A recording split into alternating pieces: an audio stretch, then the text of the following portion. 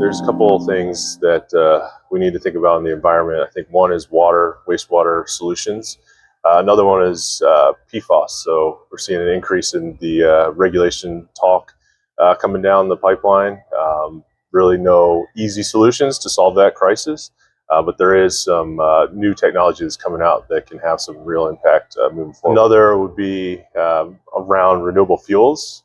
So there's a lot of new technology to incorporate waste materials that don't have a home for a beneficial use and turning that into a usable fuel to benefit both the environment, but also helping domestic production of energy. I think those are two kind of main things that we can tie to investment in infrastructure spending. So there's a lot of dollars that need to get spent and a big timeline to do that with especially utilizing a new technology. So gasification of biomass or bioconversion of waste materials into a renewable fuel is something that we can see coming online more in the future. I think there's a couple of impacts. One is security around our energy. So anytime we can develop a new source of renewable fuels or solve some environmental issues domestically, I think that's a good push that we're going to see in the market.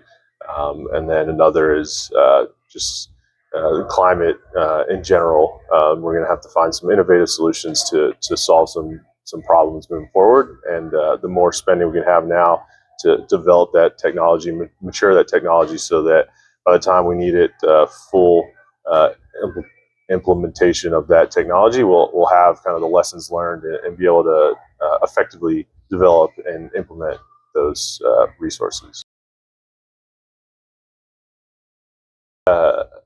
Being able to diversify where we're looking at for renewable fuels in the future, I think, obviously electrification is a big push, and I believe that's something we should look into, but it's going to come with a lot of spending on the back end to upgrade our infrastructure that's existing, specifically the grid, to be able to handle all of that new power. So we also have other types of fuels that are already online. So if we can find a new source for making those fuels, so not petrochemicals, but if we can unlock a bio alternative to those fuels and have it as a drop-in ready fuel, that kind of decreases the amount of additional infrastructure spend to help speed up the adoption of that project. I think that this is going to be a couple interesting period where we're at. So I think we have a lot of important decisions that we have to make to continue to go down,